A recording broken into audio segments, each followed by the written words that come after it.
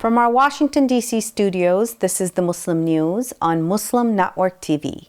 Assalamu alaikum, I'm Hena Zuberi. 2 Israeli soldiers were detained at Tomorrowland Music Festival in Belgium after rights groups filed war crimes complaints. This and more in today's news. Stay tuned. In Los Angeles, a new mural titled Sabr at Fajr, Patience at Dawn, was unveiled at the Islamic Center of Southern California. Created by Palestinian-American artist Saj Issa, the mural honors Muslim identity, resilience, and unity. It features the sabr plant, a symbol of patience and survival, rooted in a landscape linking Los Angeles and the Middle East. The unveiling was co-hosted by the Council on American Islamic Relations and its partner organizations Los Angeles versus Hate and the Muslim Public Affairs Council. It follows a hate crime in May when the center was defaced with Islamophobic graffiti. Community leaders and officials praised the artwork as a bold act of love and solidarity. Part of Los Angeles County's Signs of Solidarity campaign, the mural aims to reclaim public spaces and stand against hate. Officials say that the project showcases unity, inclusion, and the enduring contributions of the Muslim communities in Los Angeles. Famine is at its last stage in Gaza as Israel blocks more than 6,000 aid trucks just miles from the border. The trucks carry desperately needed food and supplies. UN refugee agency UNRWA says its staff, including doctors, journalists, and aid workers, are fainting from hunger while trying to serve others. The UN Human Rights Office reports that Israel has killed more than 1,000 Palestinians while trying to access food since May 27. Most of the killings took place near the site of the controversial U.S. and Israeli-backed Gaza Humanitarian Foundation, or GHF. The GHF operates independently of the UN, raising concerns over aid control and the worsening conditions for Gaza's civilians. According to the Office of the UN High Commissioner for Human Rights, 766 Palestinians were killed near GHF sites and 288 near UN and aid convoys. The findings come from a trusted medical and humanitarian source, but are still being verified. 2 Israeli soldiers were arrested in Belgium on Sunday over alleged war crimes in Gaza. The arrest followed complaints by the Hind Rajab Foundation and the Global Legal Action Network. The HRF, based in Brussels, says it holds more than 8,000 pieces of evidence. Soldiers who were visiting Belgium for the Tomorrowland Music Festival were detained by force at the venue in the town of Boom. Rights groups say this marks the first time a European country has acted under universal jurisdiction to arrest Israeli soldiers. The Israeli soldiers are accused of using Palestinians as human shields and destroying property in Gaza and Lebanon. Evidence for these crimes were gathered from their own social media posts. Belgium's federal prosecutor confirmed the office received 2 war crimes complaints and may have jurisdiction under a new April 2024 law tied to the Geneva Conventions. The suspects were released after questioning, but the investigation continues. The arrest coincided with Belgian King Philippe's remarks, calling Gaza's situation a disgrace to humanity. Israeli Finance Minister Bezalel Smotrich says Gaza will become an inseparable part of Israel in a new, quote, peace plan that colonizes Gaza. The proposal drew sharp criticism from opposition lawmakers who warned it could amount to war crimes. Speaking at Knesset event titled Gaza Riviera, Smotrich proposed what he called a security annexation of northern Gaza. He claimed that IDF chief Eyal Zamir supports the idea. The far-right extremist minister has called for rebuilding Jewish settlements in Gaza, starting with 3 communities. Israel withdrew from Gaza in 2005, but far-right leaders now seek full control. Smotrich claimed that the plan would solve Israel's housing crisis and has backing from President Donald Trump.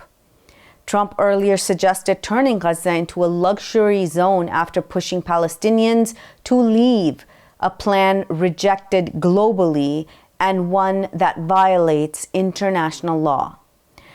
Plans shown at the conference included 2 cities, a university, industrial zones, and beachfront hotels. Columbia University graduate and pro-Palestine activist Mahmoud Khalil met U.S. lawmakers in Washington, D.C. as he continues to face deportation threats from the Trump administration. The 30-year-old legal U.S. resident was released from immigration custody in Louisiana after more than 3 months there. He's accused of endangering U.S. foreign policy by protesting against Israel's genocide in Gaza. Khalil said he's demanding an end to the U.S.-backed war on Gaza. He's also calling for accountability from Columbia University and the Trump administration for targeting his free speech. Khalil has vowed to keep advocating for Palestinians and resisting attempts to silence him. Experts say that the Trump administration is using a Cold War-era law from 1952 to deport Khalil. That allows expelling foreign nationals deemed a threat to U.S. foreign policy, though the legal standards remain vague. Earlier this month, Khalil sued the Trump administration, requesting $20 million in damages, accusing the federal government of false imprisonment. Columbia University has expelled or suspended nearly 80 students for protesting Israel's genocide in Palestine. Punishments include expulsion, suspension for up to 3 years, and even degree revocations. The student group Columbia University Apartheid Divestor, or CUAD, which urged the school to cut ties with Israel, said Palestinian activism is being silenced. The crackdown follows the university's adoption of the controversial International Holocaust Remembrance Alliance, or IHRA, definition of anti-Semitism.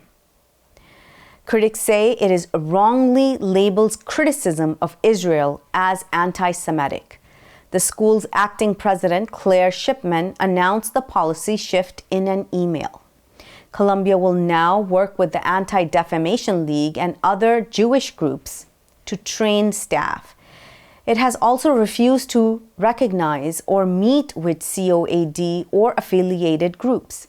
Muslim and Palestinian advocacy organizations have condemned Columbia's partnership with the ADL, warning it endangers free speech. New video shows Trump with Epstein at past events as pressure mounts on the DOJ to release sealed files. Details coming up next.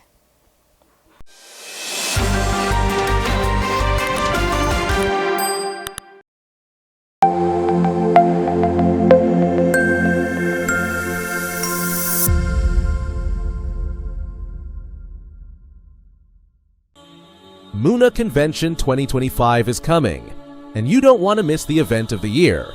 With over 25,000 attendees, it's one of the largest annual gatherings of American Muslims. This isn't just a convention, it's a celebration of faith, learning, community, and inspiration. Join world-renowned speakers. This is your moment to reconnect, reflect, and be inspired. From youth programs and college sessions to daycare, Quran competitions, and talent shows, there's something for every member of the family. Shop the Bazaar and Expo with over 200 vendors, featuring faith-based products, books, gifts, and cultural treasures. Visit munaconvention.com to register now. Spaces are filling fast. We can't wait to welcome you.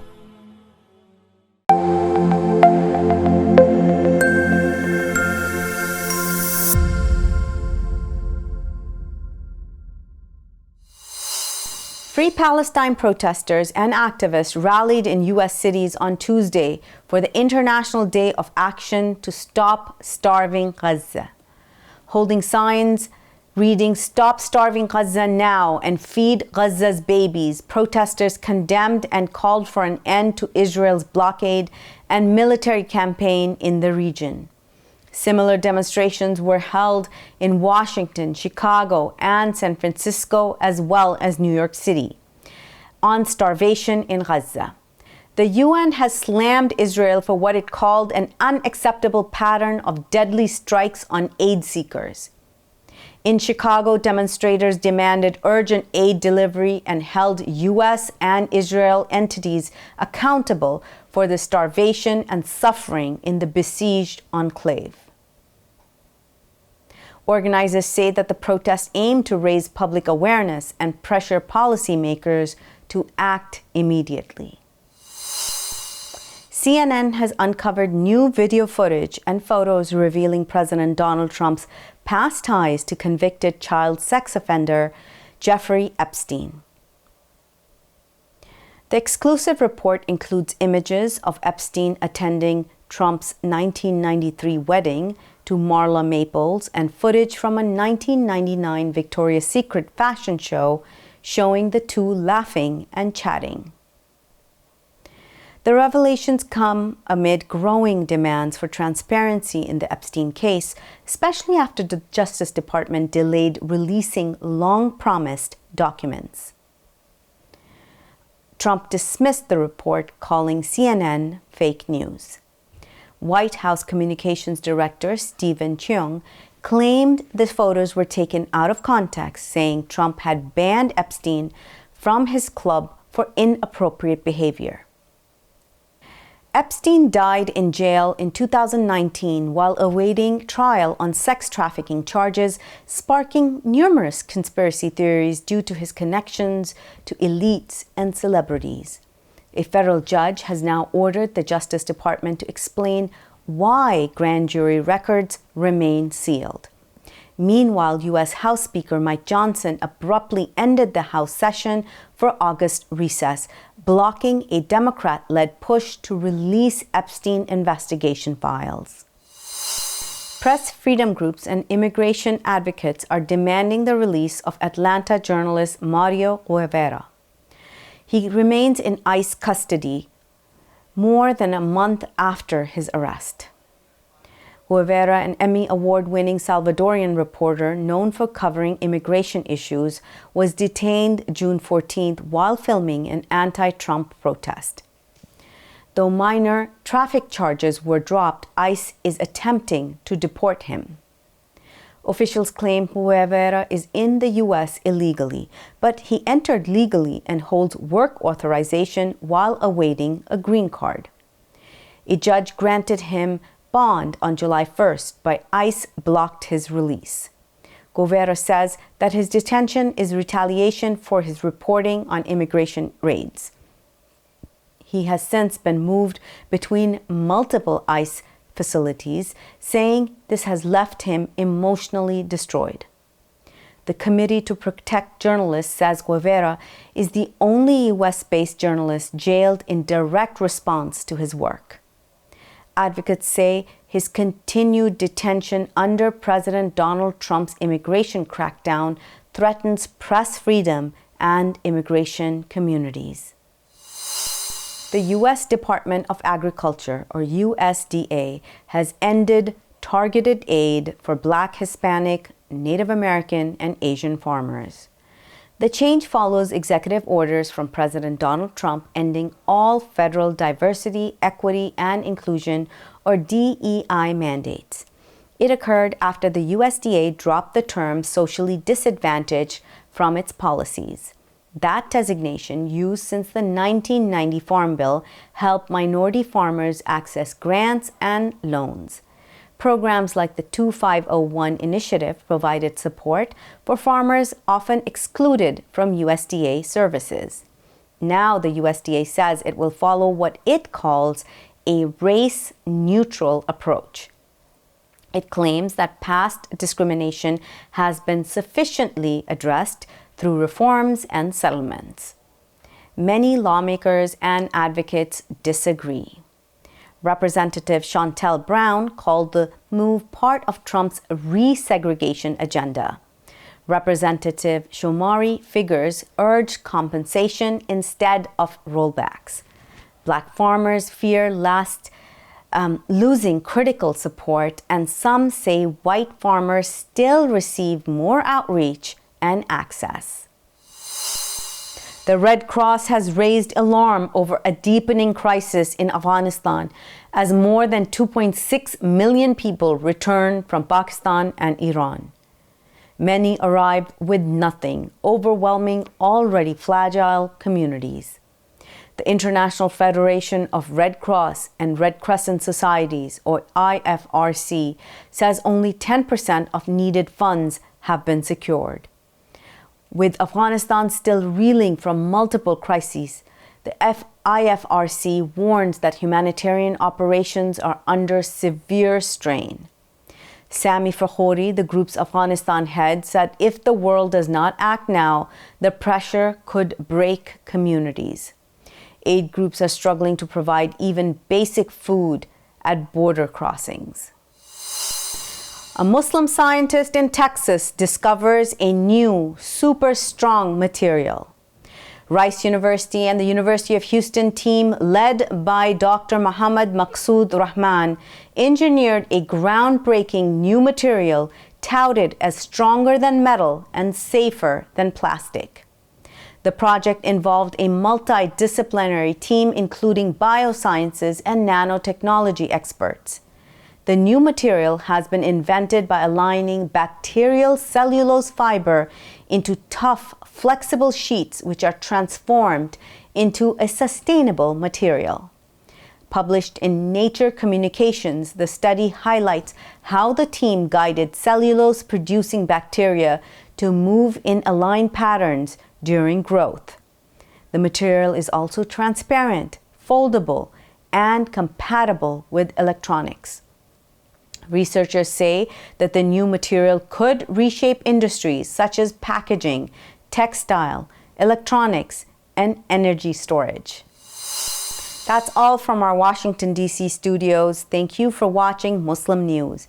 We are a community channel dedicated to bringing you stories you can trust. Please like, share, and subscribe to our content.